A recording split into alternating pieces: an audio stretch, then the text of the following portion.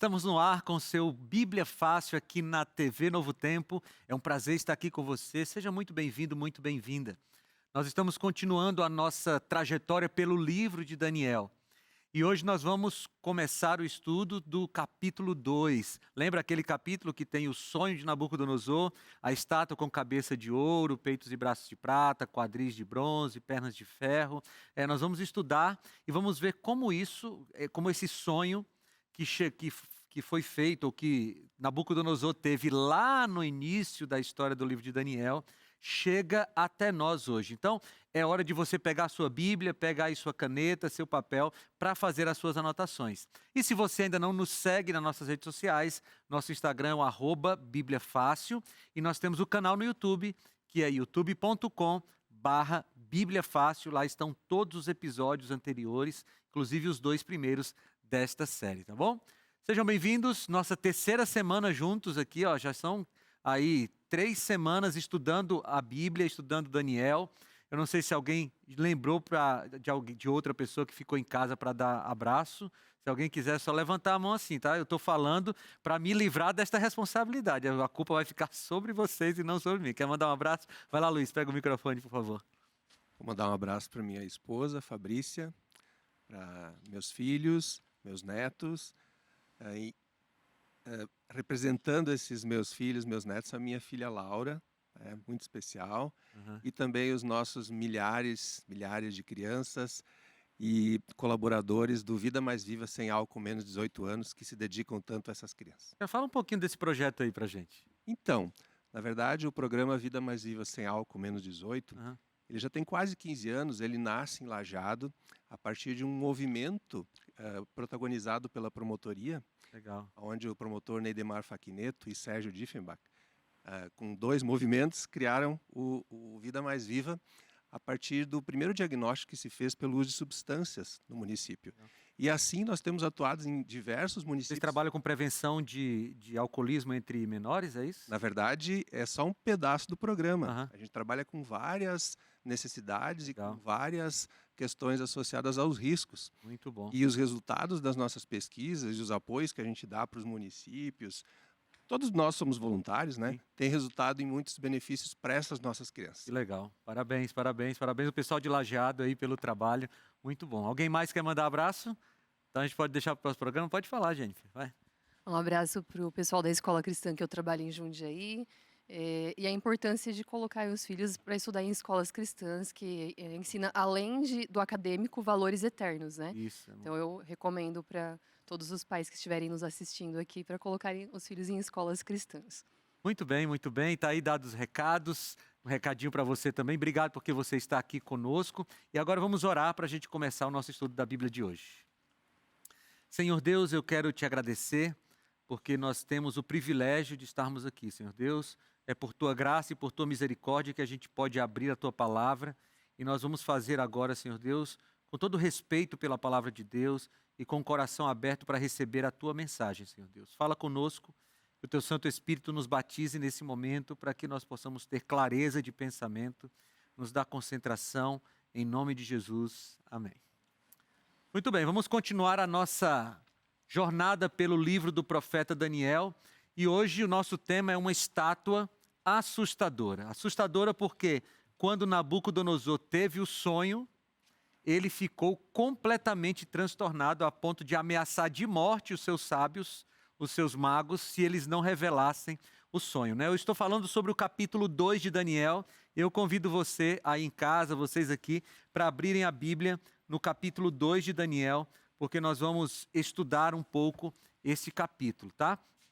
Nesse capítulo, amigos, nós temos mais ou menos 2.500 anos de história, né? Começando ali com a Babilônia e indo até o tempo de Roma e depois os reinos divididos, que são os pés da estátua. A gente vai chegar lá, tá? Só para você lembrar em casa, nós terminamos o capítulo 1 com um rei impressionado com a sabedoria daqueles 4 jovens, né?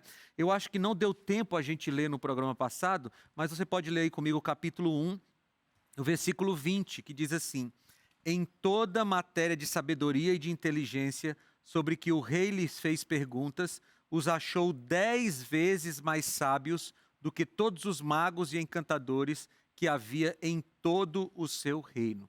Então, quando eles foram avaliados ali no final dos 3 anos do seu curso, eles eram realmente os mais sábios, os mais inteligentes, os que sabiam mais dos conteúdos. Por quê? Porque Deus havia dado uma bênção especial para eles por causa da fidelidade. Então é nesse contexto que a gente termina o capítulo 1, começa o capítulo 2, mas antes você quer falar, pode falar. Sim, pastor. Ainda falando sobre o capítulo 1, algo que me chamou bastante atenção, eu gostaria de entender como que a gente poderia harmonizar isso dentro da leitura. Se a gente for para Atos 10, nós vamos ver lá aquela experiência que Pedro teve, né, quando ele tem a visão do lençol, né, e a partir do Atos 10, a partir do versículo 12, vai dizer o seguinte: contendo toda a espécie de... Ele vai ver o lençol, né, vai ver o lençol e vai dizer lá que contendo toda a espécie de quadrúpede, bem como réptil da terra e aves do céu. Então uma voz lhe disse: levante-se, Pedro, mate e coma. Né? Mas Pedro respondeu: de modo nenhum, Senhor. Jamais comi algo impuro ou imundo. A voz falou novamente, pela segunda vez: não ache impuro ao que Deus purificou. Isso aconteceu por 3 vezes e em seguida o lençol foi recolhido. Então, a visão que Pedro tem, é claro que a gente entende no contexto, depois vem ele falando da palavra de Deus, as boas novas para Cornélio. Né? Então, a gente entende que a ideia é o quê? A ideia é que a mensagem vem para todos, né? Mas a gente vai olhar também em Mateus capítulo 15, nós vamos ter lá, quando Jesus ele tá falando sobre a tradição judaica. 15, a partir do versículo 10, Jesus chamou para si juntos uma multidão e disse: ouçam e entendam. Né? O que entra na boca do homem não torna o homem impuro, mas o que sai da sua boca, isto o torna impuro. Aí ele vai propor uma parábola e no versículo 16, a partir do 16, ele diz: será que vocês ainda não conseguiram entender? Perguntou Jesus. Não perceberam que o que entra pela boca vai para o estômago e mais tarde é expelido, mas as coisas que saem da boca vêm do coração e são essas coisas que tornam o homem impuro? Né? Ele vai falar sobre o coração e sobre os pensamentos maus. Sim. Como que a gente consegue harmonizar essa questão dos alimentos impuros, pecado, e essa fala tanto de Jesus quanto de Pedro? Beleza, aí dá um programa inteiro, né? Aliás, deixa eu só dar uma dica. Eu vou te responder da forma mais clara e rápida possível para a gente poder aproveitar o tempo de hoje, mas eu gravei um programa inteiro sobre esse assunto da alimentação na temporada Crenças Populares. Está lá no YouTube. Se você colocar, você que está em casa agora me assistindo, coloca assim, Bíblia Fácil, Crenças Populares. E aí tem um programa inteiro que eu leio Atos 10, por exemplo, versículo por versículo, a gente vai explicando e a gente vê sobre essa questão, tá bom? Mas vamos tentar aqui falar de maneira mais rápida. Veja, Deus estabeleceu as leis de alimentação já no Éden, né? Lá no Éden ele estabeleceu a alimentação ideal de Deus para os seres humanos, que seriam frutas, verduras e água. Né? Quando você olha Gênesis capítulo 1, foi essa alimentação ideal de Deus para nós. Depois do dilúvio, Deus estabelece uma alimentação que é permitida. Então, o consumo de carne na Bíblia, ele só vem após o dilúvio, não vem antes do dilúvio. E aí Deus permite, porque a terra estava completamente desolada após o dilúvio, então ele estabelece alguns animais que poderiam comer e outros não. Isso está bem estabelecido em Levítico capítulo 11, onde ele fala de animais puros e animais impuros. Né? Só que isso não nasce em Levítico 11. Os animais puros e impuros, como eu disse lá na primeira semana, lá no dilúvio já tinha. Né? Ele coloca 7 pares de animais limpos e 1 par de animal impuro na arca. Então, essa distinção já existia lá no contexto da criação, quando não existiam judeus ainda.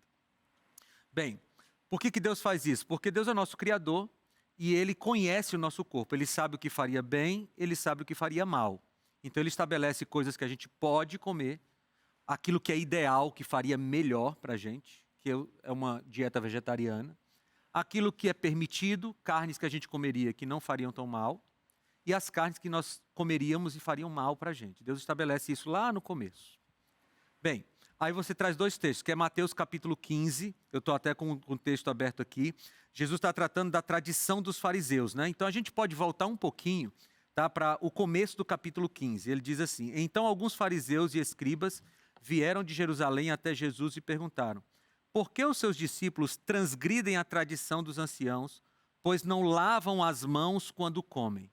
Então, toda essa história aqui da alimentação começou porque os discípulos chegaram com Jesus para a alimentação e eles não lavaram as mãos. Mas esse lavar a mão não é esse lavar a mão que a gente faz antes de comer, né? Pega sabão então para tirar os micróbios ali da mão. Não é esse. Era um lavar a mão ritual. Eles tinham que passar por um ritual de lavar as mãos, porque se eles não lavassem as mãos naquele ritual que acontecia dos judeus, eles estavam impuros ao comer. É nesse contexto que Jesus diz assim, olha, a impureza que vocês estão falando aqui, meus discípulos têm porque não lavaram as mãos, ela está em vocês quando vocês falam coisas ruins a meu respeito. Porque você sabe, né, os fariseus, nesse contexto, estavam planejando o assassinato de Jesus. Aí Jesus combate da seguinte forma, ó, vocês estão dizendo que os meus discípulos estão impuros porque não lavaram as mãos. E aí estão comendo o alimento.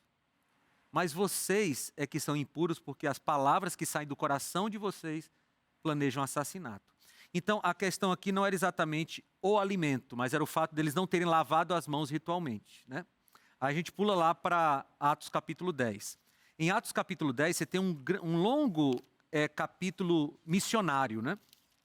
Se você pegar só realmente essa fala do anjo ou de Deus, dizendo não considere puro o que eu considero impuro, você pegar só esse recorte, você vai dizer assim, olha, Deus acabou de abolir a distinção entre animais puros e impuros. Mas quando você lê todo o capítulo 10, você percebe que o assunto do capítulo não é comer. O assunto do capítulo é pregar o evangelho para os gentios. Porque o que girava em torno da cabeça dos discípulos? A discussão não vai ser só aqui não, né? Paulo também vai ter um problema porque queriam dizer que Paulo não poderia pregar para os gentios porque só os judeus deveriam ser salvos. Então na cabeça de Pedro tinha a seguinte forma: se alguém quer ser salvo, tem que se tornar judeu. Era o prosélito, né? Chamado de prosélito. Só que, a partir de Atos capítulo 7, quando há a morte de Estevão, o evangelho se espalha para todo mundo sem precisar do proselitismo. A gente vai ver isso com mais detalhes quando nós formos estudar as 2.300 tardes e manhãs, especialmente Daniel capítulo 9, com as 70 semanas, tá?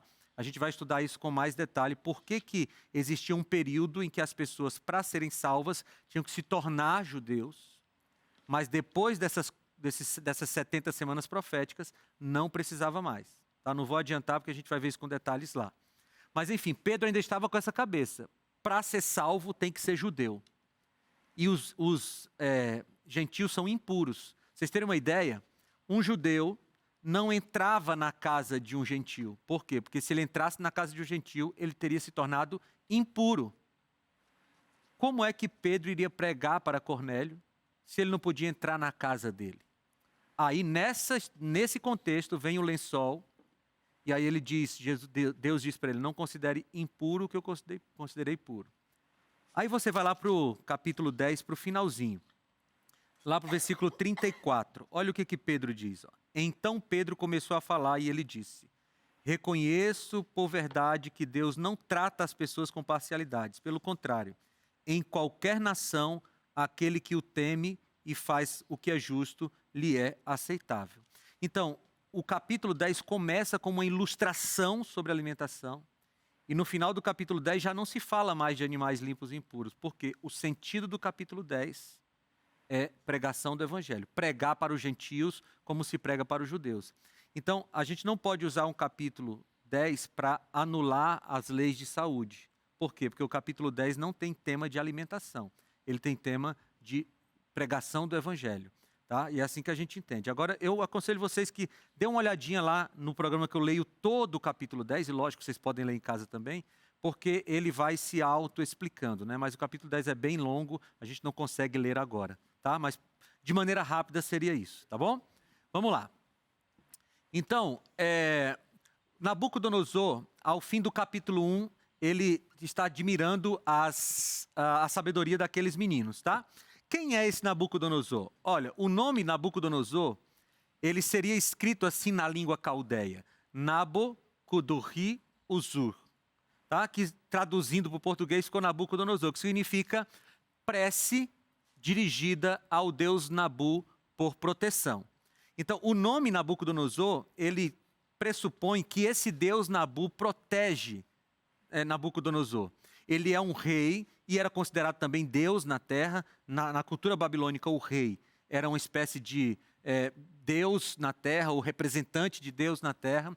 Esse era o Nabucodonosor. Bem, ele diz, em Jeremias capítulo 7, versículo 6, tem uma profecia sobre ele. Diz assim: agora eu entregarei todas estas terras ao poder de Nabucodonosor, rei da Babilônia, meu servo. E também lhe dei os animais do campo para que o sirvam. A gente até discutiu no outro programa sobre essa questão de Nabucodonosor ser o servo. Bem, nesse contexto de um rei que tinha no seu nome a proteção de um deus babilônico, ele tem uma visão, tá? Ele tem um sonho. E é interessante como Deus escolhe falar com Nabucodonosor, porque na cultura babilônica, a forma como os deuses falavam com os humanos era através de sonhos ou visões, especialmente sonhos. E uma forma de falar da história da humanidade na cultura babilônica era através de uma estátua. Existem vários registros da cultura babilônica quando se está tratando da história da humanidade em que se usa uma estátua como metáfora. Ou seja, Deus, na sua misericórdia, falou com Nabucodonosor na linguagem que ele poderia entender. Aliás, Deus fez isso em toda a história da humanidade, né? Deus falou através dos profetas e chegou uma hora que João 1,14 se cumpre, né? E o verbo se fez carne e habitou entre nós. Porque Deus se fez homem para a gente poder entendê-lo. Tá? Então aqui você tem Nabucodonosor tendo essa visão na linguagem que ele entende. Aliás, os babilônicos, eles trabalham muito com essa questão dos astros, de visões, de sonhos. O que nós temos hoje, por exemplo, do horóscopo, né, que ainda, por incrível que pareça, ainda sai no jornal de vez em quando. O horóscopo é uma herança babilônica que nós temos hoje, né? Pode falar. Pastor, e hoje Deus ainda fala com as pessoas através de sonho? Sim, Deus... Ou é a revelação da Bíblia que nós temos que usar? Ou Não. temos que tentar harmonizar as duas coisas? Essa é uma excelente pergunta, Veja, os dons, eles continuam acontecendo, né? A Bíblia não fala de que os dons do Espírito cessaram. Os dons do Espírito acontecem até o final dos tempos. Por exemplo, se você pegar Mateus capítulo 7, lá Jesus vai falar sobre os falsos profetas no fim dos tempos. Ora, se existem os falsos profetas no fim dos tempos, é porque existem os verdadeiros profetas. Paulo, quando ele está falando a Timóteo, ele diz, nos últimos tempos virão falsos profetas e falsos cristos. Ou seja, os dons continuam. Então Deus pode ainda falar com uma pessoa através de sonhos, de visões. Deus tem poder para isso, como tinha na antiguidade. O que não pode acontecer? Não pode acontecer de que Deus revele uma coisa para uma pessoa hoje que contradiga a revelação que ele já deu. Esse é um princípio básico do dom de profecia. Se Deus, por exemplo, disse assim, olha, é proibido que um homem tenha 2 esposas. Um exemplo. Aí não pode chegar um profeta hoje e dizer assim, olha, Deus me revelou que eu posso ter 2 esposas. Por quê? Porque Deus já revelou que não podia. Então, o princípio é o seguinte, Deus pode fazer novas revelações? Com certeza. Ele vai fazer? Eu não sei, é uma decisão dele. Mas ele não vai revelar algo para alguém que contradiga o que ele já revelou. Tá certo? Essa é a revelação mais confiável de Deus. Porque se uma pessoa diz que teve um sonho, uma revelação, aí tem uma série de provas bíblicas para saber se realmente é um sonho ou foi só a pessoa comeu demais antes de dormir e teve um sonho, né? Então a gente tem que ter cuidado com isso. Você queria falar? Por exemplo, o destino da minha missão para o tempo que eu estudei como missionária foi através de um sonho, para um país que eu não tinha desejo, não tinha preparo, mas Deus mostrou num sonho, em julho de 2024, qual seria o meu próximo passo após o curso missionário, para onde eu deveria ir. Então, em um testemunho após o programa, eu posso falar mais detalhes sobre isso. Mas Deus fala com a gente, né? Deus, ele tem o mesmo poder que tinha, ele pode falar, se ele quiser falar. Agora, uma visão minha, né? Ele não precisa revelar para a gente o que ele já revelou. Você não precisa ter um sonho para que Deus revele a você que roubar é errado. Por quê? Está lá no mandamento.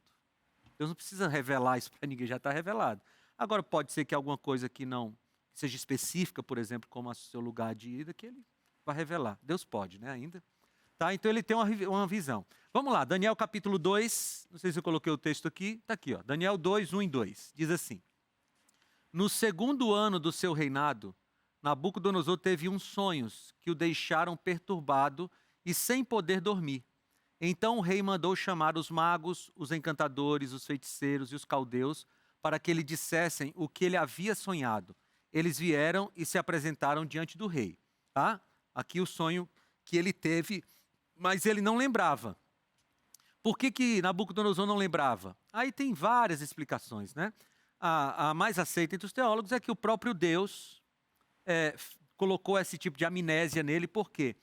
Porque Nabucodonosor tinha um nome que apontava para o Deus Nabu. E aqui, Deus vai dizer que o único que tem controle da história é o Deus Elohim.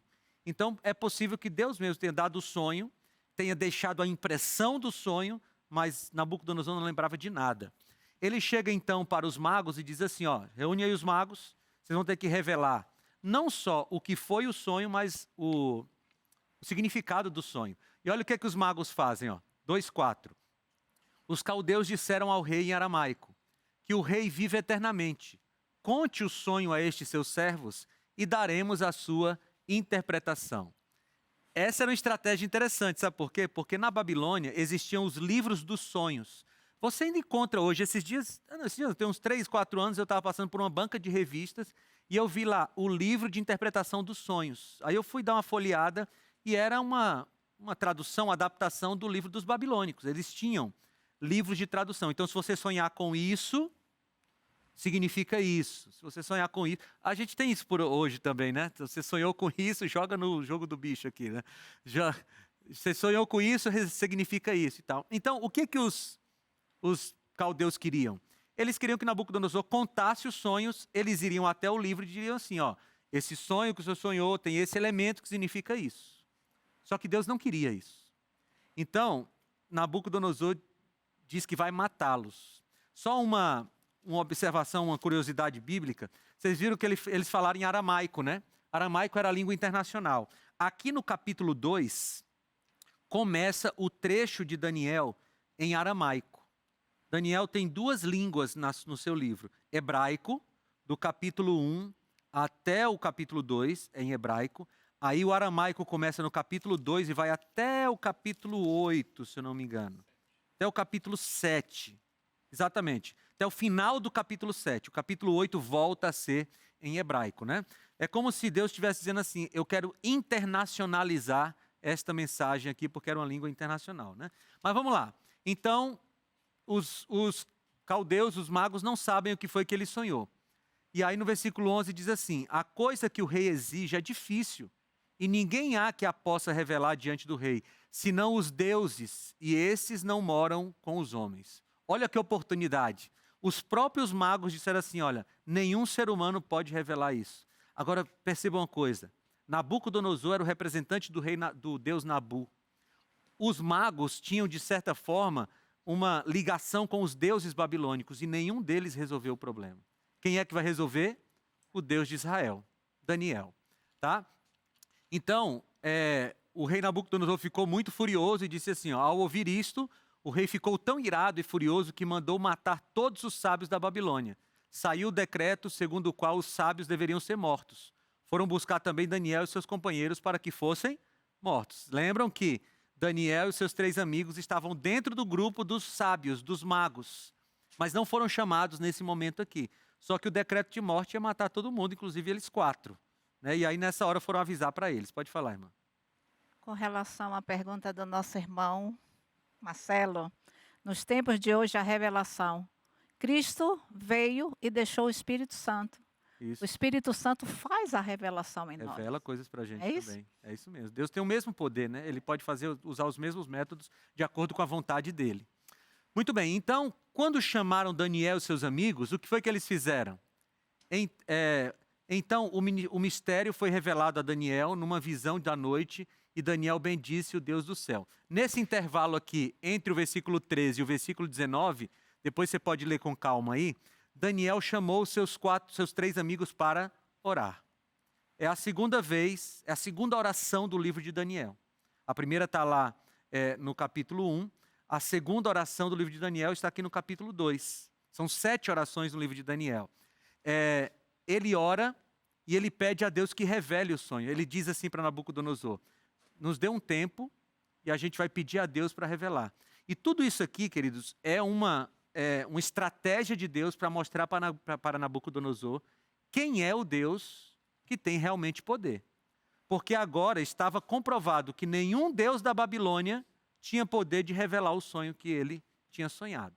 Então agora Daniel vai orar e Deus revela a Daniel também em sonho, né? Está aqui, ó, a visão, numa visão da noite. A gente não tem como precisar se essa visão da noite foi enquanto Daniel estava acordado ou se foi uma visão em sonho. A Bíblia não deixa claro. A questão é que Deus revela para Daniel o que aconteceu. E agora, a partir do versículo 36, Daniel vai contar o sonho para Nabucodonosor. Então, a gente vai fazer o seguinte, ó. Vamos dar uma respirada. A gente já teve bastante informações aqui nesse primeiro bloco. Vamos dar uma respirada. A gente volta no segundo bloco com a revelação do sonho e a interpretação do sonho de Daniel, que tem tudo a ver comigo e com você. A gente volta já já. A justificação do ser humano, ela vem pela fé. E isso é traçado em toda a Bíblia. A lei, o Evangelho, a gente faz as conexões, mas sempre foi Evangelho. E no livro de Daniel, a gente percebe o Evangelho. A gente percebe a expressão do Cristo. A gente percebe a presença de Cristo.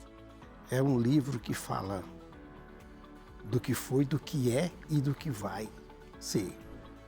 Então, se a gente cola a nossa expectativa no livro de Daniel, você passa a saber o que aconteceu, você passa a saber o que está acontecendo e você já fica preparada para o que virá. De repente, se amanhã depois eu não estou mais aqui na Terra, mas pelo menos eu tenho como me preparar até onde eu conseguir existir. O livro de Daniel, para mim, é como se fosse uma bússola. Aquele vazio que o ser humano tem no seu coração, ele é justamente preenchido, quando ele não coloca empecilhos, pelo Espírito Santo. E esse Espírito Santo que trabalha em nós, ele nos leva a uma percepção de que essa atualidade do livro de Daniel é fato. Não só para os tempos de Daniel, mas especialmente para os nossos tempos. Então, todo esse aprendizado nos traz a realidade de hoje, que é devemos ser ousados, corajosos, firmes, fiéis na nossa fé para estar vencendo a Babilônia dos dias de hoje, né? Estamos de volta com o seu Bíblia Fácil. Vamos continuar aqui estudando o capítulo 2 do livro de Daniel.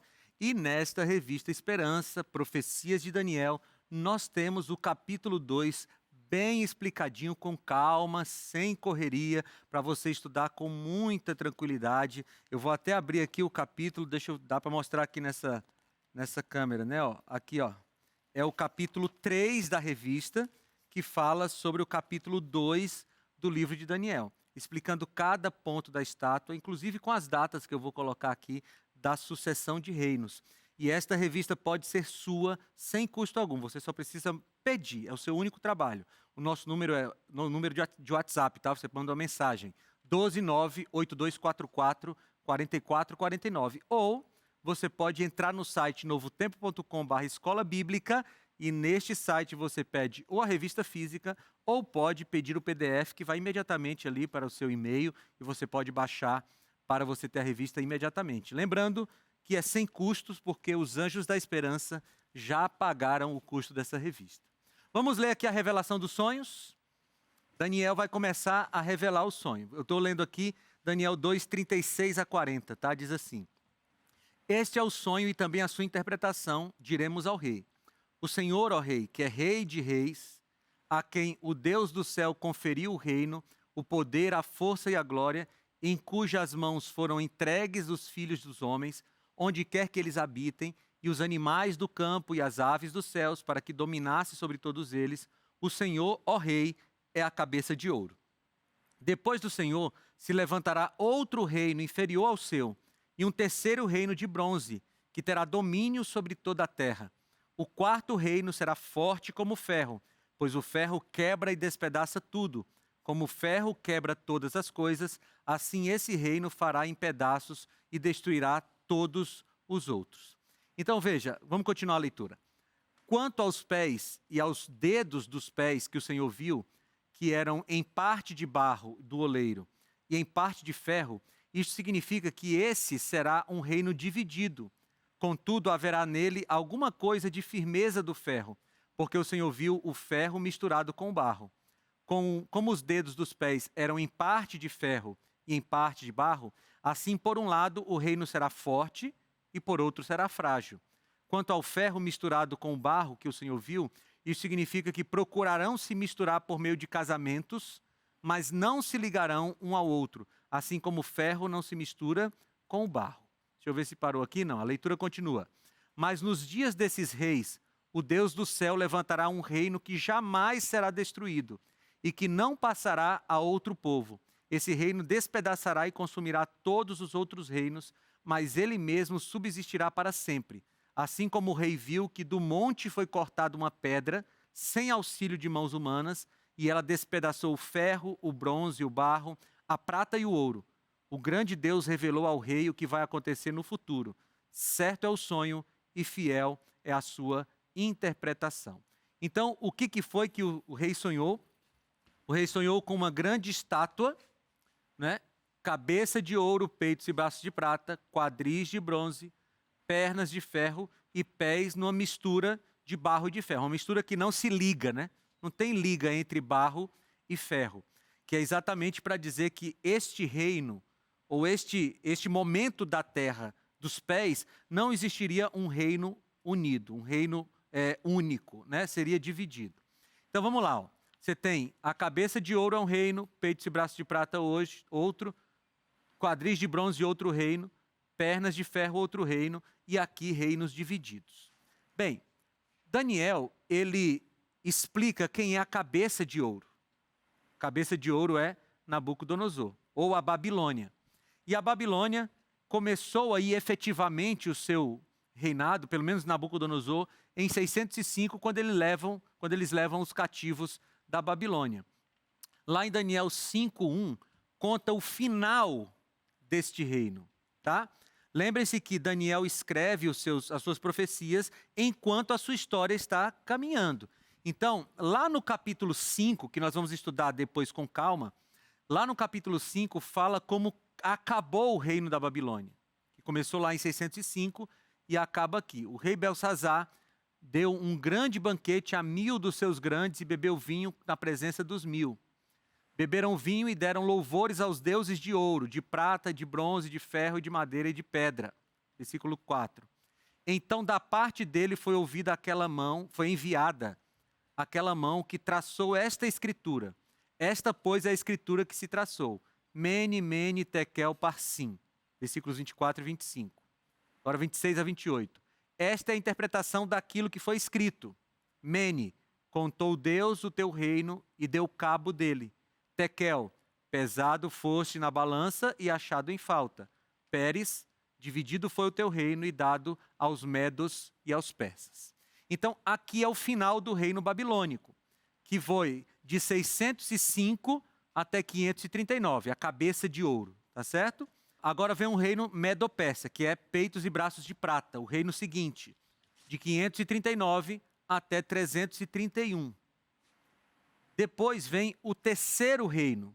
Lembra? Cabeça de ouro, Babilônia. O próximo reino, peitos e braços de prata, Medo-Pérsia. Agora vem os quadris de bronze, de 331 até 168 a.C., o reino grego-macedônico, né, que tem ali como grande símbolo dele Alexandre o Grande. E aí, a partir de 168, você tem as pernas de ferro. Vejam que esses 4 reinos eram reinos centralizados. Você tinha uma administração central na Babilônia, na Medopérsia, na Grécia e em Roma. Roma imperial, que a gente está falando aqui, tá? Bem, em 476 depois de Cristo, acontece a queda do Império Romano do Ocidente. Né? Vocês lembram que o Império Romano se dividiu em Império Romano do Ocidente e do Oriente com capital em Constantinopla, que só cai lá no século XV, né? Mas o Império Romano do Oriente, ou do Ocidente, cai em 476. Então, para quem o Império Romano perdeu o seu poder? Vejam, a gente está acompanhando aqui a explicação da profecia. Cabeça de ouro, Babilônia; peitos e braços de prata, Medopérsia; quadris de bronze, Grécia; pernas de ferro, Roma imperial. Depois das pernas de ferro, viriam reinos divididos, certo? Pés de barro e de ferro. Ou seja, depois do Império Romano, não poderia, segundo a profecia, ter um outro império com administração única como foram os 4 anteriores. O que acontece depois do Império Romano? Eu não sei se você conhece esse livro, eu coloquei aqui em inglês, mas ele tem em português. É muito bom esse livro. É a história do declínio do Império Romano. Muito bom, é um livro já mais antigo, mas é muito interessante. E dos capítulos 26 a 36, o Edouard Gibbon descreve as nações bárbaras que conquistaram e dividiram o Império Romano dos 352 a 476, quando cai Rômulo Augusto e o último imperador, que é o último imperador de Roma. Ou seja, são 10 nações bárbaras que destroem e dividem o Império Romano. Vejam, eu não posso afirmar a você, porque eu não tenho essa afirmação inspirada, que Deus colocou 10 dedos representando as 10 nações. Agora que a coincidência é muito grande, porque são exatamente 10 nações bárbaras que destroem o Império Romano. As 7 primeiras viraram países que nós conhecemos e as 3 últimas desapareceram: os Érulos, os Vândalos e os Ostrogodos. Mas vejam como a profecia vai se configurando nos seus mínimos detalhes, vai se cumprindo nos seus mínimos detalhes. Por quê? Porque depois do Império Romano, a Europa se divide. E aí vocês leram comigo lá no texto bíblico que esses impérios, esses reinos divididos, tentariam se unir através de casamentos. Vocês lembram que a gente fez essa leitura? Mas não conseguiriam. Se você para estudar um pouco da história da Idade Média, especialmente, você vai ver que várias vezes um reino tentou casar a princesa com o príncipe dali para ver se unia os reinos. Mas nunca mais na história da humanidade houve um império como foi o Império Romano, Grécia, Medopérsia e Babilônia. Por quê? Porque a profecia de Daniel 2 diz assim: só teriam mais 4. Nunca mais teria outro. O capítulo 2 de Daniel, amigos, é um capítulo que incomoda muito os inimigos da Bíblia. Sabe por quê? Porque esse capítulo, ou você ignora ele, ou você tem que dizer que realmente a Bíblia é inspirada. Porque como é que em 605 a.C., Daniel acertaria o que aconteceria em 476 depois de Cristo? Você tem aí 1000 e tantos anos de distância, e a Bíblia é certeira. Depois de Roma, a Europa se divide e nunca mais teve. Você vê que o Alexandre Magno tentou unificar tudo, não conseguiu.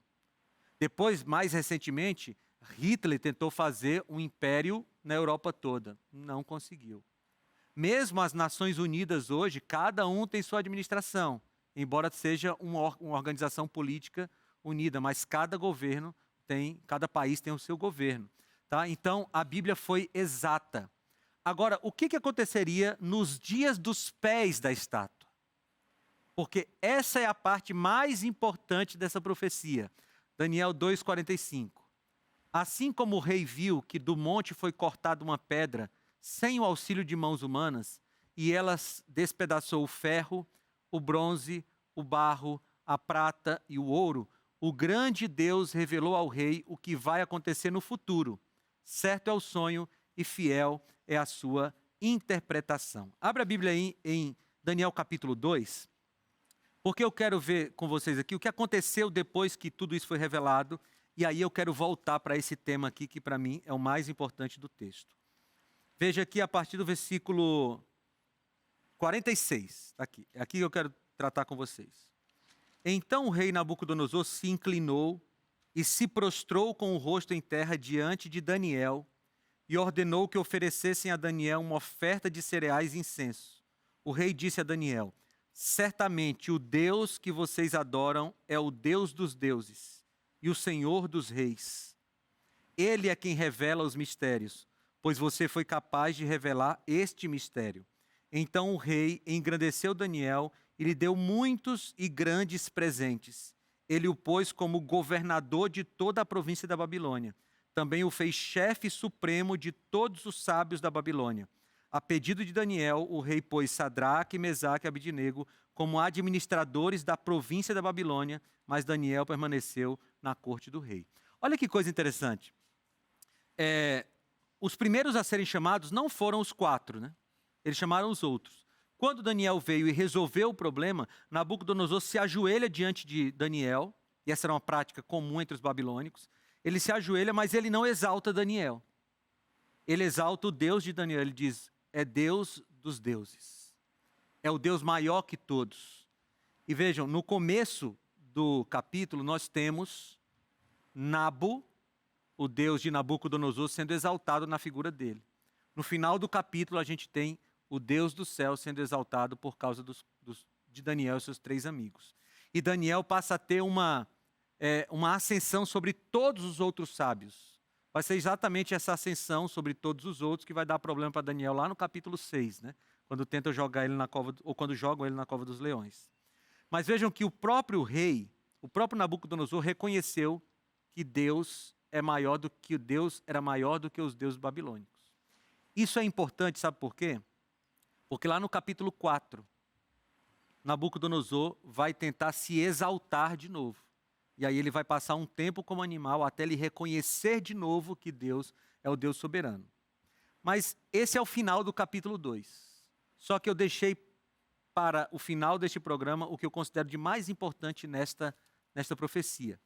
Porque na profecia, no sonho de Nabucodonosor, tinha uma cabeça de ouro, peitos e braços de prata, quadris de bronze, pernas de ferro, pés de barro e de ferro. Mas não parava por aí a profecia. No sonho, uma pedra foi cortada sem o auxílio de mãos humanas. Essa pedra foi lançada, ou seja, não é um reino da terra, sem auxílio de mãos humanas.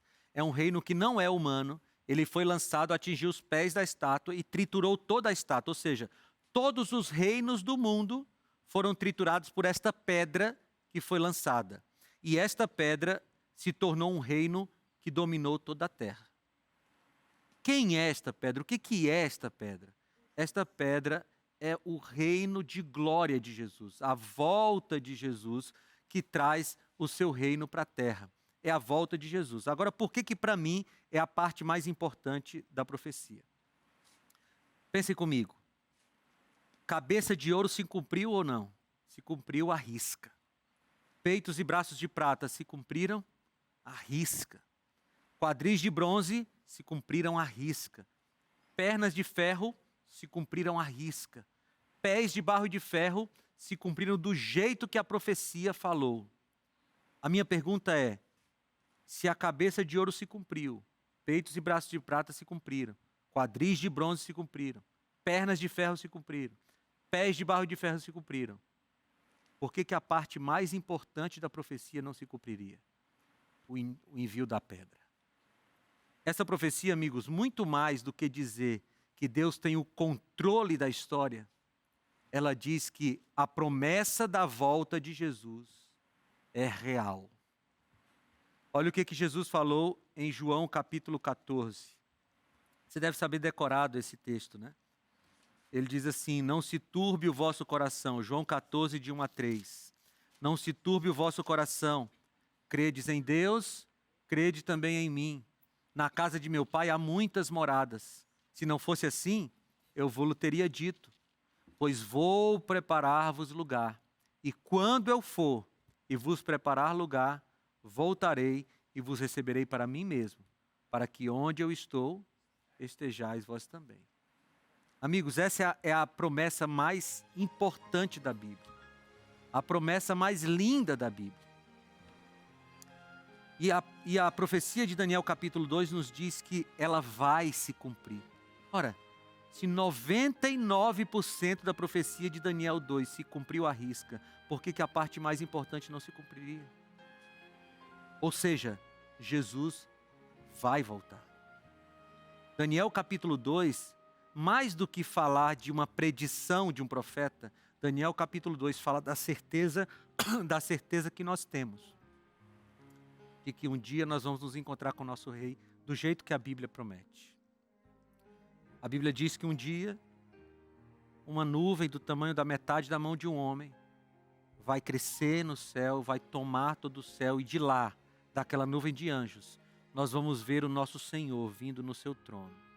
Ele não toca mais na terra na segunda vinda.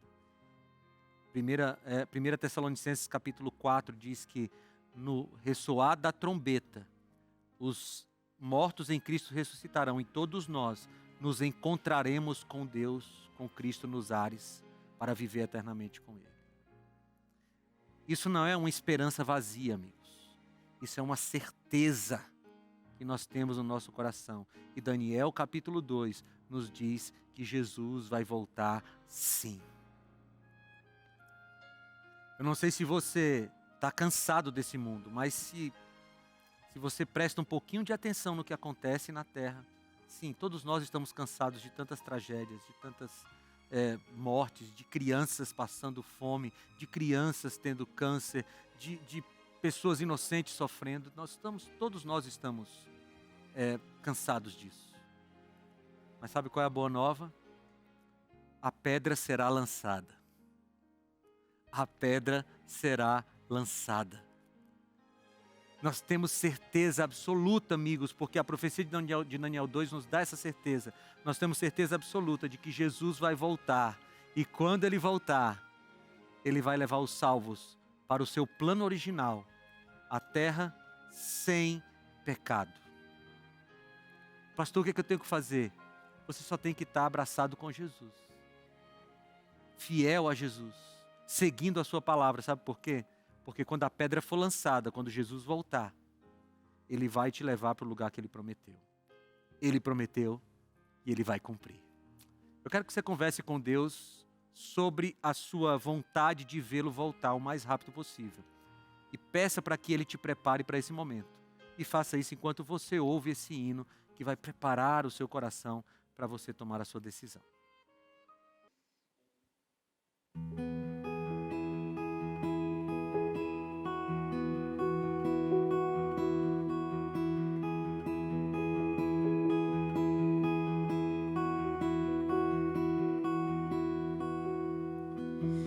Queria ter mais que palavras para oferecer,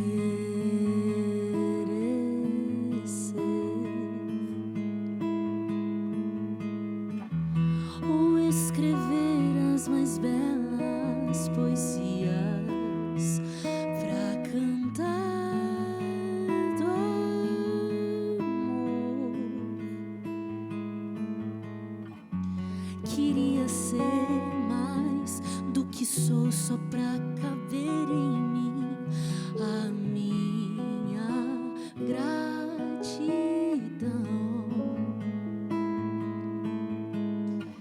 Mas aprendi que para te fazer feliz, mais vale a minha devoção.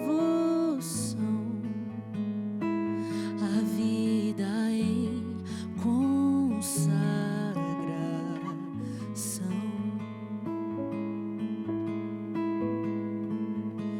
Quando a música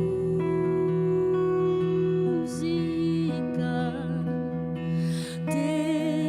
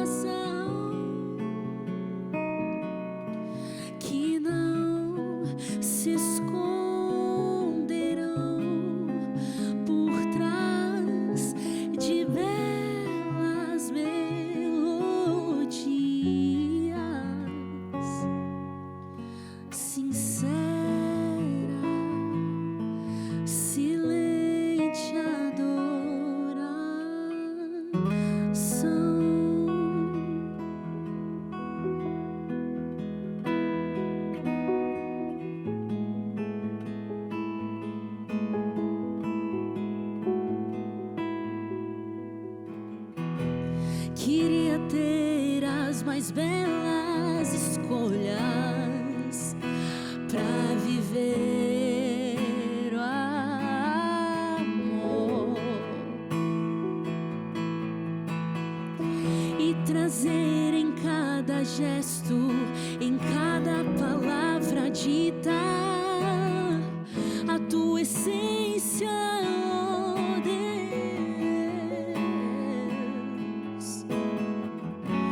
É o silêncio de uma vida que revela a verdadeira gratidão. E eu aprendi que para te fazer feliz, mais vale a minha devoção, a vida em consagração.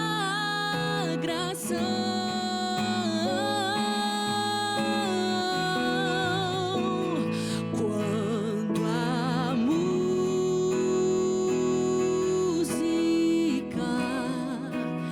terminar,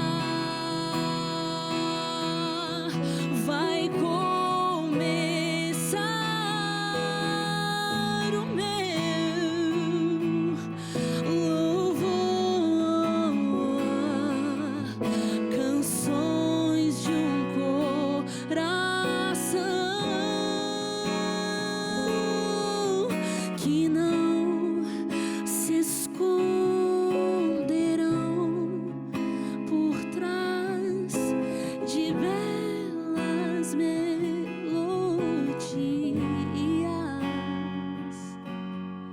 sincera, silente adoração.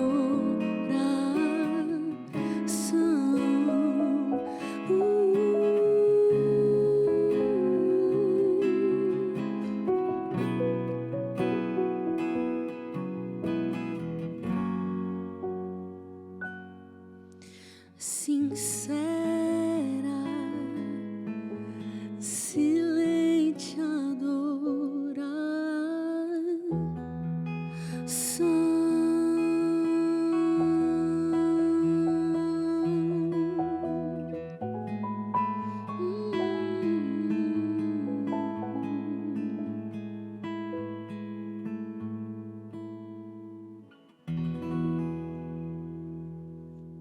Deixa eu ler para você, 1 aos Tessalonicenses 4, 16 e diante, diz assim: porque o Senhor mesmo, dada a sua palavra de ordem, ouvida a voz do arcanjo e ressoada a trombeta de Deus, descerá dos céus, e os mortos em Cristo ressuscitarão primeiro. Depois nós, os vivos, os que ficarmos, seremos arrebatados juntamente com eles, entre as nuvens, para o encontro com o Senhor nos ares. E assim estaremos para sempre com o Senhor. Portanto, consolem uns aos outros com estas palavras. Essa é a descrição da volta de Jesus. Eu gosto dessa expressão, os mortos em Cristo ressuscitarão primeiro. Porque eu sonho com um dia que eu vou reencontrar o meu pai. Meu pai está sepultado no cemitério lá em Cascavel, no interior do Ceará. Eu sonho com o dia da volta de Jesus, quando ele vai ressuscitar, não mais magrinho como ele morreu, já definhado pela doença. Vai ressuscitar fortão. Quem sabe vai me colocar no braço de novo. E a gente vai viver para sempre juntos. Essa é a esperança que a profecia de Daniel 2 nos dá. A esperança de que Jesus vai voltar e vai resolver o problema do mal. Vai matar a morte. E vai nos devolver o plano original dele, que era um mundo sem sofrimento, sem morte, sem dor. Um mundo perfeito, onde nós seremos felizes de verdade ao lado do nosso Senhor. Você aceita esse convite de Jesus? Então ora comigo. Senhor Deus, eu te agradeço, Pai, pela profecia de Daniel capítulo 2. Porque além de nos mostrar que o Senhor está no controle da história, também nos mostra, Senhor Deus, que a volta de Jesus é certa. A profecia toda já se cumpriu e a parte que falta, mais importante, vai se cumprir, porque o Senhor não mente. Nós aguardamos a tua volta, Senhor Deus, e aguardamos com alegria em nome de Jesus. Amém.